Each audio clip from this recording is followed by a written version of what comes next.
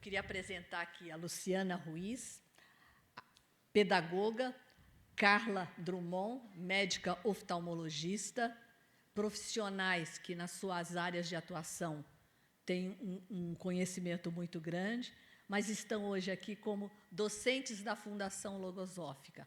Há mais de 20 anos, têm se aprofundado no estudo, na aplicação desses recursos da pedagogia logosófica na própria vida e na vida de crianças, jovens e adolescentes, e vão nos contar um pouco hoje que, muito além das telas, o que tem além das telas?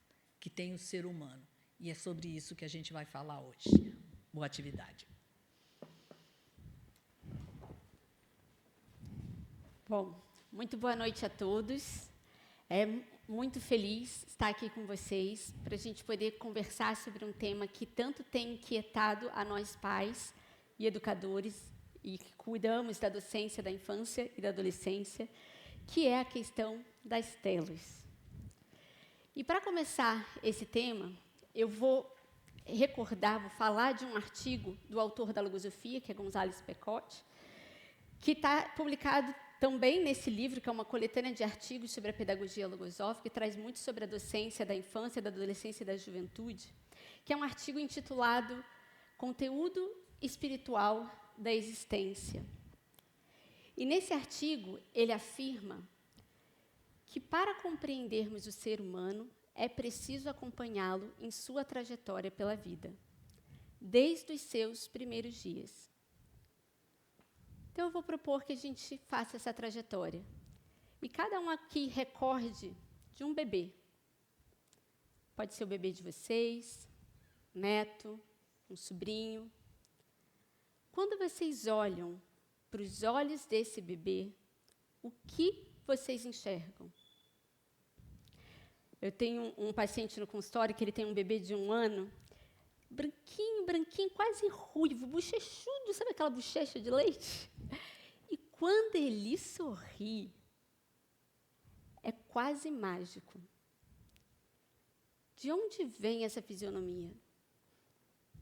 Quando a gente olha para esses olhos que parece que penetram assim no infinito.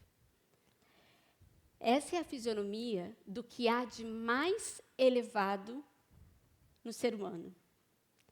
É o lado divino que nos conecta com o de mais superior que nós temos. É o lado do espírito humano.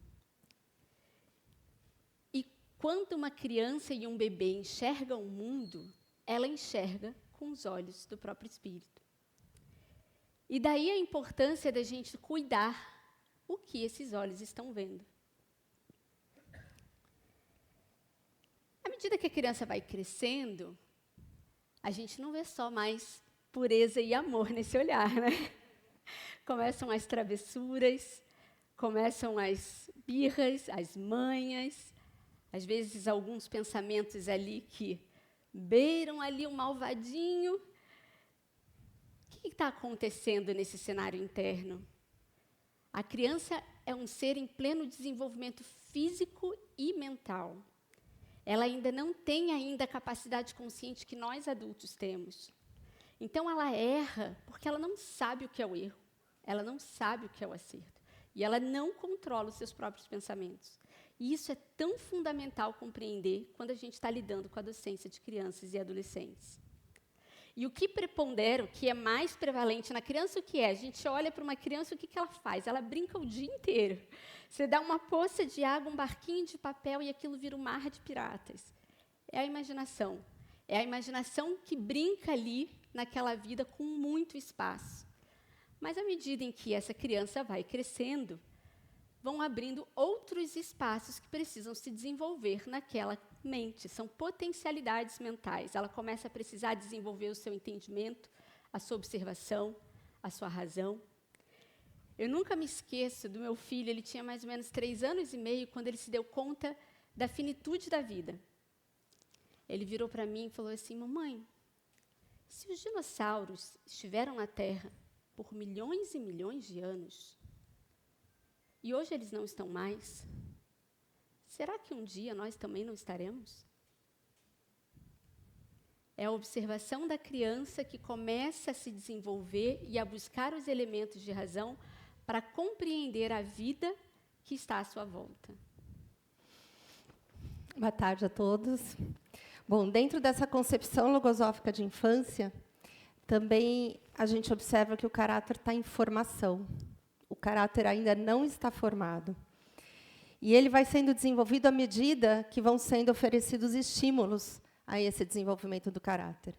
Então, se a criança observa estímulos de generosidade, esse caráter pode se modelar de forma generosa. Por outro lado, se a criança vive num ambiente conflitivo, essa criança pode desenvolver um caráter conflitivo, separatista, egoísta. O autor da logosofia ele afirma que o estímulo é como que uma força viva que interpenetra o ser e o satura de novas energias. Então, esse estímulo realmente é uma força, e essa força é que vai contribuir nessa formação desse caráter.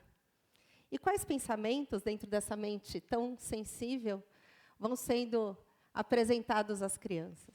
Que cuidados a gente deve ter? Quais estímulos a gente deve oferecer? Por exemplo, algo que eu observo com muita frequência é que as crianças muitas vezes recebem tudo em suas mãos. A gente brinca até como educadores que nós somos, às vezes, garçons das crianças, né? A gente só entrega as coisas para as crianças e eles ficam lá esperando. E a criança, então, entende que tudo chega em suas mãos como que por arte de magia.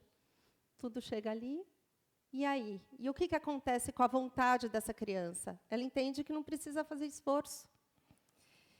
E aí, o recado que está sendo transmitido a ela é esse. E o que será que acontece com a vontade dessa criança diante dessa realidade? Ocorre que o autor da logosofia denomina como a inversão da vontade. O que será que é isso? Inversão da vontade. Já ouviram falar disso? O que vocês entendem que pode ser essa inversão da vontade? Oi? Exatamente. Se anula essa vontade, a criança fica sem vontade. E tudo parece que é um esforço muito grande para ser realizado. Vai minando as suas energias e vai sendo difícil realizar qualquer esforço. E, diante disso, se pode perder até o gosto pela vida, porque fica difícil viver. Tudo fica muito mais difícil de realizar. E, na adolescência, quando ainda muitas coisas vão sendo realizadas à medida do próprio esforço, isso fica ainda mais difícil. Isso se acentua ainda mais. Tem um livro do autor da logosofia que ele traz algumas deficiências e propensões do ser humano. E lá ele trata sobre a falta de vontade e ele afirma o seguinte: quando o futuro é para o homem uma noite sem estrelas, um suceder monótono onde naufragam todas as suas esperanças, a vontade, carente de estímulos, perde vigor e fica à mercê do acaso. É preciso fazer dela, da vida, um lugar pleno de encantos, a fim de que nossa alma encontre, em todo momento e a cada passo, o incentivo necessário para avançar segura e decidida pelos caminhos do mundo. Então, será que não é isso que nós queremos dessas crianças e adolescentes, que avancem seguros e decididos pelos caminhos do mundo? Que relação que isso tem com os estímulos? Que relação isso tem com a vontade? E que formação de caráter está sendo estimulada, então, nessa criança? Eu sou professora há 8 anos. E algo, para mim, também tem se evidenciado com muita clareza. Além dessa questão da vontade, dos estímulos, do esforço, também um excesso de imediatismo. Parece que as crianças querem tudo na hora. Então, eles levantam a mão, querem algo naquele momento. A pergunta precisa ser respondida na hora. Tudo precisa ser realizado naquela hora, de forma imediata. E o que será que, então, está acontecendo? Será que a gente também vem contribuindo para uma formação de um caráter imediatista, impaciente? E o que tudo isso tem a ver com as telas? Não tem como falar das telas sem falar do ser humano que está diante delas. Porque, para a gente entender os efeitos, nós temos que compreender as causas. E daí parte a logosofia, do mundo causal. Numa palestra anterior, que é o Como Serão as Gerações Futuras, se vocês quiserem, tem no YouTube, vocês podem procurar, eu tracei a trajetória de 3 pacientes que foram experiências, na minha experiência profissional, eu encontrei que me retrataram muito a realidade do que está acontecendo na vida de hoje, né? Primeiro era uma família que entrou com um bebê, com um carrinho, andava no carrinho ainda, né? Chupeta na boca, e uma tela que estava ali hipnotizando a criança. E os pais justificam que essa é a melhor forma que eles encontram da criança ficar um pouco mais quieta enquanto eles são consultados. Corta a cena, próximo.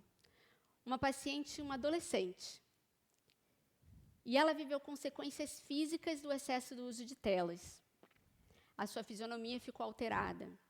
E ela está muito angustiada, isso é natural, porque para a adolescência a aparência importa muito, né, para a confiança que ela vai ter nas relações que ela tem ali, né?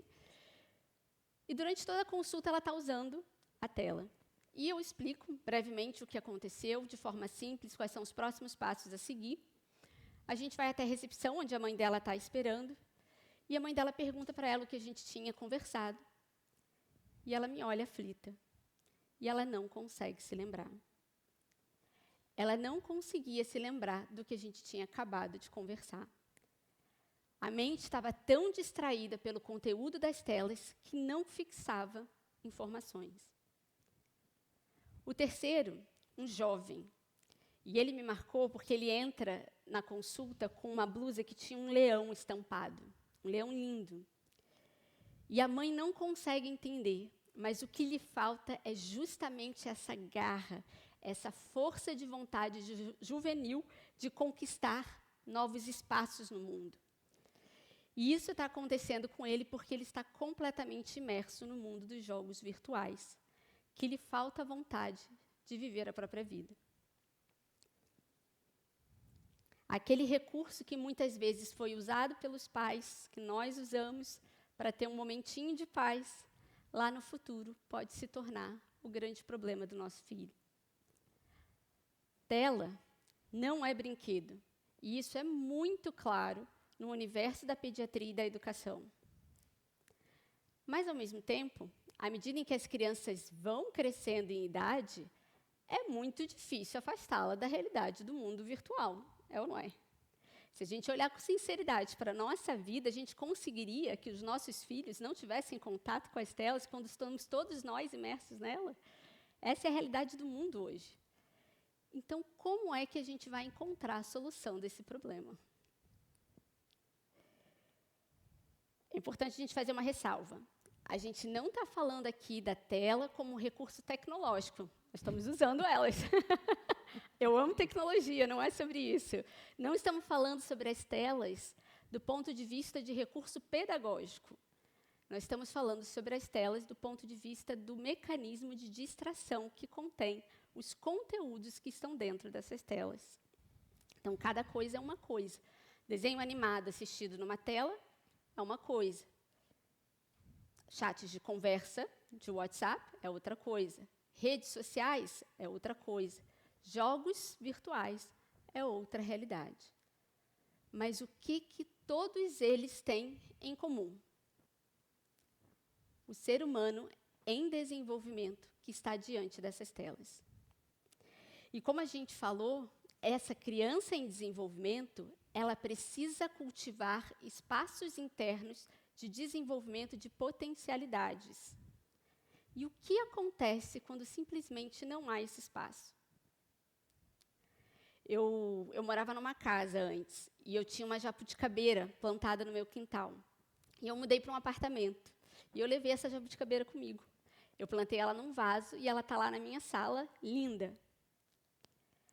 Mas qual é a diferença de uma árvore plantada num quintal de uma árvore plantada num vaso dentro de um apartamento?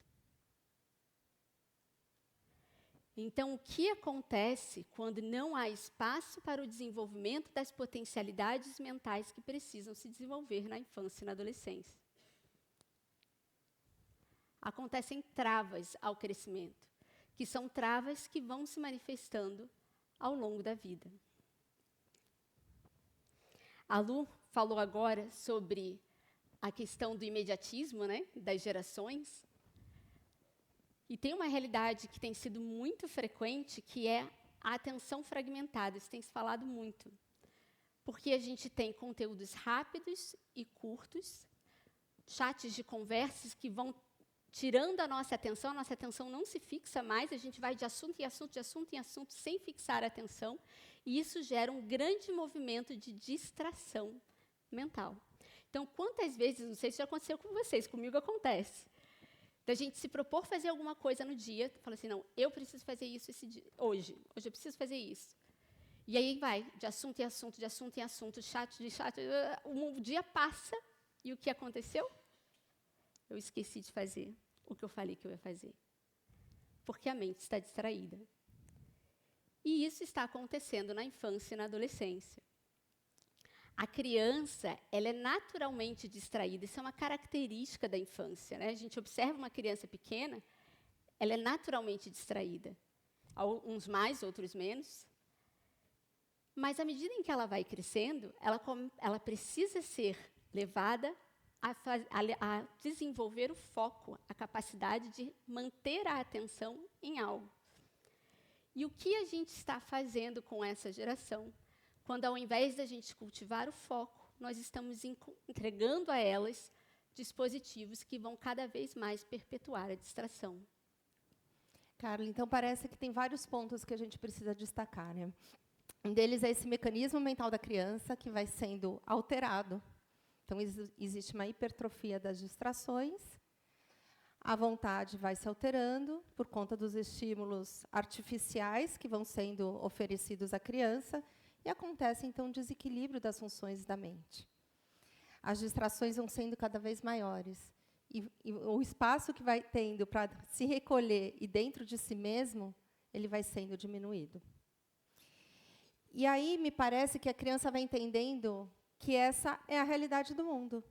As distrações, a falta de vontade, a falta de esforço, o imediatismo, a pressa, tudo nas mãos rapidamente. Mas será que é essa mesma a realidade do mundo? Ou essa deveria ser a realidade do mundo? Esse é o mundo da realidade? E o que seria a realidade? O que é real? O que é permanente? O que é circunstancial? Existe um mundo dentro de nós e um mundo fora de nós. E é desse mundo dentro de nós que a gente está buscando falar a todo momento. Esse mundo dentro de nós, a gente desconhece bastante ainda, né? O mundo do conhecimento de si mesmo. E o quanto esse desconhecimento de si mesmo nos afasta também dessa realidade interna. E essa pode ser uma das grandes dificuldades que a humanidade vive hoje, por falta do conhecimento de si mesmo, dessa potência interna que cada um de nós tem dentro de si. E existe um mundo fora de nós também. E esse mundo fora de nós pode se conectar a essa realidade interna. Esse mundo da criação, esse mundo que nos foi oferecido para que a gente conhecesse e pudesse se desenvolver a partir dele. E a realidade da criança, qual que é? Em que mundo ela vive? Né? Então, como a Carla estava trazendo, a criança vive muito nesse mundo da imaginação, a criança tem essa pureza, vive nesse mundo do espírito, é o mundo da inocência, a sua mente é terra virgem e fértil. Então, esse cuidado com a infância, ele é muito importante, para que a gente possa oferecer os melhores estímulos e recursos para o seu desenvolvimento. Então, quais sementes devem ser plantadas ali nesse mundo da infância? Como que a gente pode favorecer o pleno desenvolvimento de suas funções? Para que eles possam, de fato, ser os seres humanos que a gente quer formar.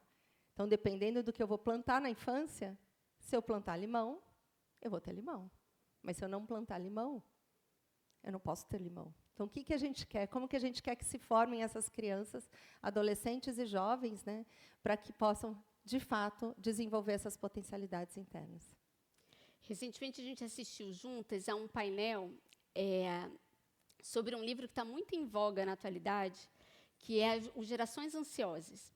E, nesse painel, ele mostrava uns gráficos do livro que apresentava o quanto que a inteligência das gerações vem caindo a partir de 2012, que é quando chegam os smartphones na nossa vida. E me chamou muita atenção nesse gráfico uma queda bem acentuada em 2020. O que acontece em 2020? Pandemia. E as crianças passam a só conseguir brincar no ambiente virtual. Elas só conseguem se encontrar no mundo virtual. E a realidade dos jogos virtuais começa a bater na porta de cada família.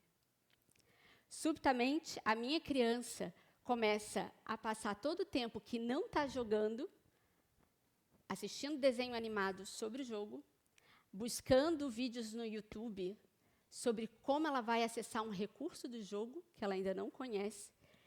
Na mesa de jantar, o assunto se torna sobre o que o personagem do jogo vai fazer quando ela for jogar. E quando ela não está jogando, ela está ansiosa e pensando no momento que será permitido com que ela jogue novamente. Depois que para o tempo que é permitido a ela jogar, vem a irritabilidade, a intolerância, a rispidez e o isolamento social. Porque ela não sente vontade de ir brincar lá fora quando não é dado a ela o recurso da tela. Está instalado o mecanismo do vício. E o que é o vício? É quando o pensamento ocupa todo o nosso espaço mental. Então, toda aquela mente está sendo ocupada por pensamentos única e exclusivamente relacionados ao jogo.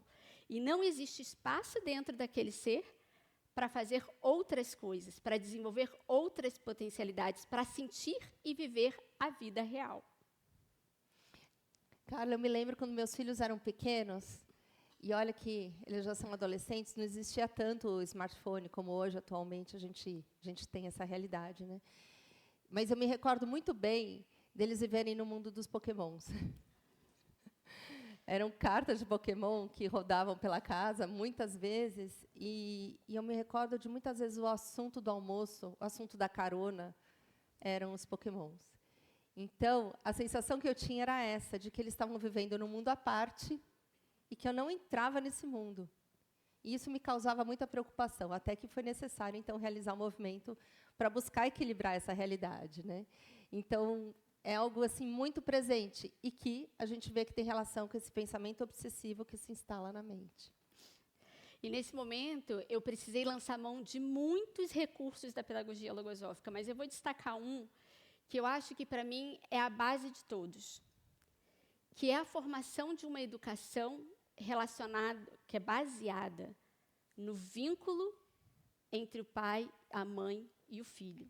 Um vínculo superior, um vínculo elevado, que o autor da logosofia denomina da vinculação espiritual entre pais e filhos, porque é uma educação baseada na confiança, na inspiração, no respeito. E quando eu levo um elemento do que há de mais elevado em mim, porque ele não pode estar contaminado com a minha intolerância, com a minha impaciência, com a minha rispidez, quando eu levo esse elemento com clareza, com o que há de mais elevado em mim, a criança recebe com o que há de mais elevado nela, porque ela tem isso dentro. Aqui não cabe em brigar, castigar, porque isso só rompe vínculos, não constrói. Filho, você é real. E você tem um mundo dentro de você e fora de você, real para viver. Você não pode passar todo o tempo da sua vida num mundo que não existe de verdade. E foi tão surpreendente os movimentos que se sucederam a esse momento de conversa entre mãe e filha, que até eu fiquei surpresa, né? Ele começou a ativamente buscar reduzir o espaço de tempo que o jogo estava tendo na sua vida. E como é que ele fez isso? Ele usou um outro recurso da pedagogia logosófica, que é o recurso da defesa mental, que é ensinado a ele desde a infância, O que seria defesa mental? É a capacidade que a gente tem de defender a nossa mente daquilo que a gente não deseja, da pressão dos pensamentos, no caso, do pensamento do jogo. E isso é o que o autor da logosofia denomina do princípio consciente, que é quando a criança começa a identificar a realidade dos pensamentos que tem dentro dela e ela é capaz de selecionar o que ela deseja que permaneça ali. E quando ela consegue realizar esse movimento, ela passa a se tornar uma grande colaboradora do seu processo de educação. E eu vou te dizer que uma habilidade conquistada na infância é uma habilidade conquistada para a vida. E eu me recordei de um episódio que aconteceu com um dos meus filhos também, o mais novo deles. Ele tinha mais ou menos 3 anos, e ele estava doente, precisava tomar um antibiótico. E essa experiência foi bastante marcante, porque aconteceu o seguinte: ele tinha que tomar um remédio, obviamente, porque estava com uma infecção. E aí teve um determinado dia que a avó dele precisou ficar lá em casa com ele, que eu precisei me ausentar. E ali eu orientei o horário, a dose do remédio e tudo mais.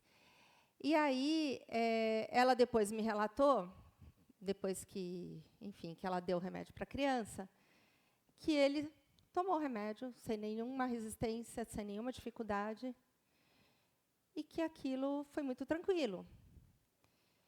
E alguns dias antes, quando começou o movimento de eu dar um antibiótico para essa criança, eu expliquei por quê, que ele estava doente, que ele precisava tomar um remédio, que o remédio serviria para ele melhorar e tudo mais. Que é um recurso da pedagogia logosófica, que é a explicação. E aí, quando eu conversei com a avó do meu filho, ela falou assim: então, ele colabora com a própria educação. Foi sendo criado ali na mente dele um recurso, e ele podia escolher entre fazer birra, entre se chatear, entre chorar, ou não, ou usar o pensamento que colaboraria tomando o remédio. E, dessa maneira, ele fez essa escolha e decidiu por tomar o remédio. E aí, dessa maneira, a gente vai criando, dentro da mente da criança e do adolescente, esses pensamentos, favorecendo com que ele crie os próprios pensamentos e que esses pensamentos são defesas para a mente. E a criança saiba fazer essa escolha. Mas, para isso, eu preciso oferecer os recursos para que ele possa fazer essa escolha. E eu nem tinha me dado conta desse fato. Foi muito interessante, que foi algo importante para a vida dele. E que ele se torne, então, um colaborador da própria educação. É um exemplo muito simples, mas que fica claro o quanto esses recursos têm essa potência de ir se instalando na mente da criança e favorecendo com que eles colaborem na educação de si mesmos. E, diante de um antibiótico, de uma doença, a gente tem clareza que a criança precisa tomar, não é? A gente oferece os recursos, a gente dá um jeito para que a criança tome o remédio. Mas e diante das telas? Será que a gente tem essa clareza? Da necessidade da gente oferecer outros recursos que não as telas, em determinadas situações, e a criança tem a oportunidade de se colocar de outra maneira? Eu me recordo de ter feito esse movimento com meus filhos também, de oferecer outros recursos e dar trabalho. Dá trabalho porque a gente precisa pensar em atividades, precisa passear, pode ter um cachorro, pode ter muitas coisas que favoreçam com que a criança se afaste dessa realidade que não é, de fato, a realidade do mundo. E eu costumo dizer, até lá no meu trabalho, para as famílias, o quanto essa vinculação que se estabelece, essa relação de confiança que a gente vai estabelecendo ao oferecer recursos verdadeiros desde a infância, o quanto isso colabora para se formarem adolescentes que tenham ali os recursos para viver diante da própria vida, né, para viver ali muitas realidades. E ele passa a viver, como eu trouxe na experiência anterior, colaborando ali com a própria educação. E, além disso, ele passa a se conectar com a própria realidade interna. Quando eu ofereço recursos que ele precisa buscar dentro de si mesmo, ele passa a se conectar com a própria realidade interna. Essa realidade que está dentro de si mesmo. Porque lá na adolescência, aquele sorriso, aquela bochecha, desaparece. Não são mais os mesmos. Mas eu diria que a concepção logosófica de infância e de adolescência no caso da adolescência, é uma concepção muito linda, né? Porque é quando o ser se vê diante da realidade do mundo, se vê diante das dificuldades e se vê diante das potencialidades internas e da necessidade de se colocar diante do mundo e diante dessa realidade com os recursos que tem. E pode buscar os recursos naquele que se estabeleceu essa relação de confiança e que a gente espera que sejam também os próprios pais. E é um processo tão incompreendido, mas que, em realidade, é um processo de muitas descobertas. E que a logosofia, então, traz esse olhar bastante particular. Eu, como mãe, vi esse processo acontecendo com meus 3 filhos, e eu digo que foi muito, muito bonito presenciar de perto essa realidade. Porque o materialismo do instinto ele vai tomando força durante a adolescência. E aí, o adolescente se vê, e agora? O que eu faço? E aquela parte interna tão linda, muitas vezes vai ficando retraída, mas que é necessário ir realizando esses estímulos naturais e positivos para que essa realidade interna, tão linda da infância, tão linda da inocência, e dessa realidade espiritual ainda tenha força dentro de si. E aí, ele se vê diante de uma realidade, porque lá na imaginação da infância, né, o navio pirata, ou, enfim, tantas realidades que acontecem na infância e que fazem parte da imaginação, fazem parte desse período da vida, a criança olha e fala, cadê? Né, quando se torna adolescente. E aí, ele passa a já não ter mais aquele domínio sobre essa realidade interna, porque o que acontece no mundo já não está mais em suas mãos, como estava no período da infância, em que dominava esse mundo da imaginação. E aí, então, o que tem de mais bonito é que o adolescente pode passar a ter consciência das próprias experiências que ele vai viver. E teve algo muito interessante que eu vivi com a minha filha, e que foi uma experiência marcante que eu penso que ilustra bem isso que a gente está falando, né? Quando ela tinha mais ou menos 13 anos, ela queria comprar um moletom. E a gente foi lá ao shopping comprar um moletom, algo simples, uma blusa, né? E aí ela estava lá escolhendo, lá na gôndola e tudo mais. Daqui a pouco ela chega com uma blusa na mão e fala assim, mãe, eu escolhi, mas eu não tenho certeza de quem sou eu. Fala assim, como assim? Você escolheu um moletom, mas você vem dizer que não tem certeza de quem é você? E ela disse assim, eu não tenho certeza de quem eu sou, porque eu não sei se eu estou comprando essa blusa porque eu gostei, ou porque meus amigos gostavam, porque eles gostam, porque eu quero agradar. Isso é muito comum na adolescência, né? De querer agradar os colegas, de fazer parte de um grupo e tudo mais. E eu pergunto, qual a relação dessa experiência com as sementes ótimas? Ou com o conhecimento da concepção de infância? Ou com o conhecimento dessa concepção que se vincula ao que tem de mais íntimo no ser humano, a essa essência espiritual que cada um de nós carrega dentro de si. Então, essa adolescente fez uma escolha consciente. Ela escolheu aquela blusa porque ela gostava. E não só para agradar os outros. Ela voltou para o seu próprio interno. Parece algo pequeno, mas me parece que retrata justamente uma defesa diante dessa própria realidade interna. Isso poderia acontecer em tantas circunstâncias, porque na adolescência se apresentam tantas situações em que o adolescente precisa se colocar com muita certeza daquilo que ele quer ser. Então, essa comprovação, para mim, ela tem um profundo significado. É a comprovação dessa preservação dessa área mais íntima que cada um de nós tem dentro de si.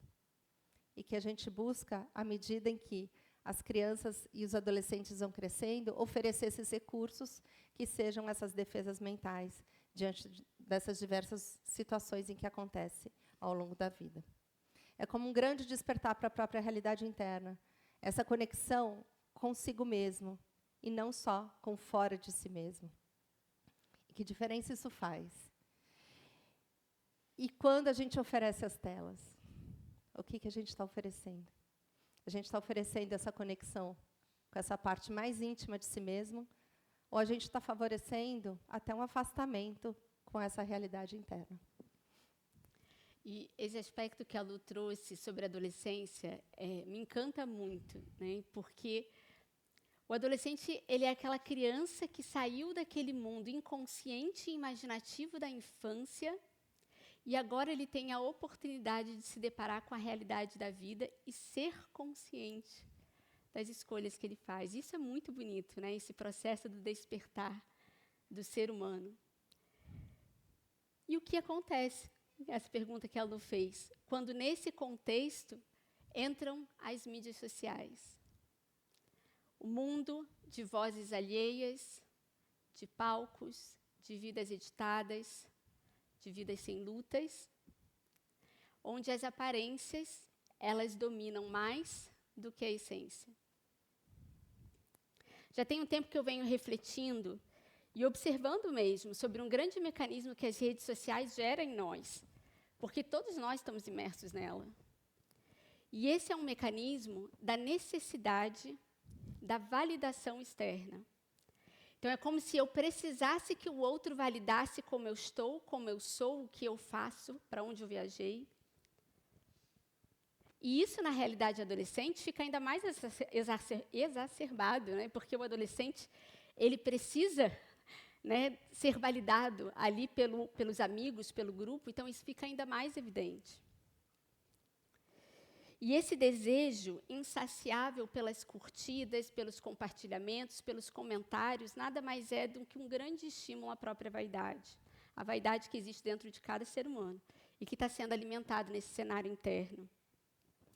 E quanto mais falarem bem de mim, pensarem bem de mim, melhor. Porque pode até ser que eu não precise admitir que eu não sou aquele grande rei que eu imaginei ser na minha imaginação infantil. E aí é quando a gente vai se afastando cada vez mais de quem a gente é em realidade.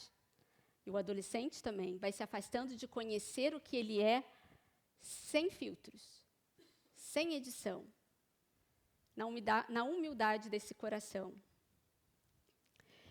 E o adolescente, ele vive uma fase que ele tem muitas inseguranças. O adolescente é muito inseguro, né? E ele busca confiar, ele busca confiança que lhe falta. Essa confiança em si mesmo. E como é que você vai construir uma confiança se você não se conhece? Como você vai confiar naquilo que você não sabe que tem? Então, o que a gente precisa fazer com a adolescência? Como fazer com que ela passe por esse caminho, essa trajetória que ela precisa viver, sem se perder no mundo, né? Nessa realidade do mundo, e agora ainda mais na realidade do mundo virtual, que isso é uma realidade que já existe, sempre existiu. A gente precisa ensinar o adolescente a conhecer o que ele tem dentro. E isso a gente faz aqui, eu trabalho com os adolescentes aqui na pedagogia, na Fundação Logosófica, e esse é o elemento que a gente leva para os adolescentes, é o conhecer esse mundo que eles têm dentro, os recursos, os elementos, as qualidades, os defeitos, as faltas. Porque quando a gente começa a conhecer aquilo que a gente é em verdade, a gente começa também a poder ser quem eu quero ser. Porque a partir do momento que eu reconheço aquilo que eu não tenho, mas eu quero ter, eu posso conquistar, eu posso chegar a ser. Eu nunca me esqueço, quando eu era adolescente, eu terminava o dia, às vezes, né, de ter saído com os amigos, e eu chegava em casa e eu sentava no sofá à noite, eu comigo mesma, e eu falava, puxa, eu fiz isso de novo, eu não queria ter feito. Eu falei assim de novo, não queria ter falado desse jeito. Mas eu não sabia ser diferente. Foi aí que eu cheguei até a logosofia, eu cheguei justamente no setor de adolescentes, e eu conheci esse caminho de como é que a gente pode começar a chegar a ser aquilo que a gente deseja ser. Porque aí a gente precisa aprender a ser de verdade, né? E não em aparência. E eu estava me recordando, quando eu era adolescente, eu morava na casa dos meus pais, e eu dormia numa cama que era do lado da janela. Tinha uma janela bem grande, naquela época não tinha prédio do lado ali da janela do quarto que eu dormia. E eu gostava muito de dormir com a janela aberta, quando estava a lua cheia, ou uma lua brilhante. E eu me recordo daquela sensação de me conectar a algo muito maior ao experimentar aquela luz maravilhosa que vem da lua à noite. E a sensação que eu tenho é de que algo de fora da realidade do mundo, da realidade da natureza, da criação, se conectava à minha realidade interna. E isso estimulava cada vez mais essa aspiração que eu tenho até hoje de ser um ser humano melhor, né? De estar ali me conectando a algo, a esse conhecimento transcendente que a logosofia vem apresentar. E aí eu também fiz a seguinte reflexão. Esse mesmo adolescente, ou essa mesma adolescente, poderia estar deitada na mesma cama, com a janela aberta e com a lua. Claro que isso há um tempo atrás não existia, mas conectada a uma tela. O que a gente experimentaria naquela circunstância? O que essa adolescente experimentaria? Seria muito diferente. Eu seria estimulada a estar fora de mim mesma o tempo todo. E naquela circunstância tão simples de olhar a lua pela janela, eu realmente me conectava a algo que eu não sabia muito bem o que era, mas que existia e existe dentro de mim. E a gente vê hoje em dia jovens ansiosos, jovens deprimidos, porque eles não aprenderam a viver essa vida, que é a verdadeira vida, que é a vida que existe dentro de nós. E isso é algo que a gente precisa ensinar primeiro a nós mesmos, para ensinar às nossas crianças e adolescentes que existe uma vida interna a se viver. E que essa vida de dentro, esse é o nosso verdadeiro paraíso interno, porque é ali onde a gente se conecta com o de mais elevado que há na nossa essência. Então, quando a gente esquece de viver essa vida de dentro, a gente se perde no materialismo do mundo, né? E essa é a fase que a adolescência passa. Ela precisa passar pela materialidade do mundo para se reencontrar na espiritualidade do seu coração. E esse é o movimento docente que a gente precisa fazer com as crianças e com os adolescentes. Primeiro, a levá-los, durante a infância e a adolescência, a cultivar as potencialidades internas que eles têm para desenvolver. E segundo, deixar esse caminho aberto dentro de si mesmo para encontrar aquilo de mais elevado e nobre e espiritual que nós temos dentro. Essa semana eu viajei para Salvador e eu estava com os meus dois filhos. Tem 3 não, calma aí. Tenho 2 só. Olha isso.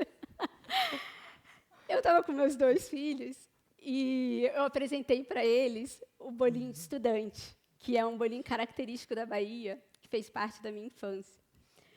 E aí a gente estava se deliciando com aquele doce, e nós 3, eu e meus 2 filhos, chegamos à conclusão de que o papai, que lá em casa quem cozinha é o meu marido, ele teria que reproduzir aquela receita da baiana para a gente poder experimentar esse doce em casa. Mas como é que o papai saberia fazer o bolinho de estudante? Na hora, eu falei, procura no Google. O que é que hoje em dia a gente não encontra na internet? Na hora, o meu mais velho, aquele das telas, respondeu. A vida real, mamãe. A vida real a gente não encontra nas telas. Então, esse é o caminho que a gente tem para educar a infância e a adolescência diante da realidade das telas, favorecendo a construção desse processo consciente, favorecendo com que a criança se desenvolva nesse processo natural de chegar a ser consciente na sua vida adulta. E lembre-se, uma habilidade conquistada na infância é uma habilidade conquistada para a vida. Então, se vocês desejam saber um pouco mais sobre a pedagogia logosófica e todos esses recursos que nós falamos aqui, fica um convite, esse é um QR Code, se vocês podem apontar o celular para ele e fazer a inscrição no curso gratuito e individual de logosofia, onde vocês vão poder conhecer um pouco mais sobre o que é essa ciência, sobre todos esses recursos que é para nós também, né? Para o homem, desde os seus primeiros dias até os últimos dias, para a gente transformar essa vida de fora e de dentro de nós. Muito boa noite, foi um prazer imenso estar aqui com vocês. Até a próxima.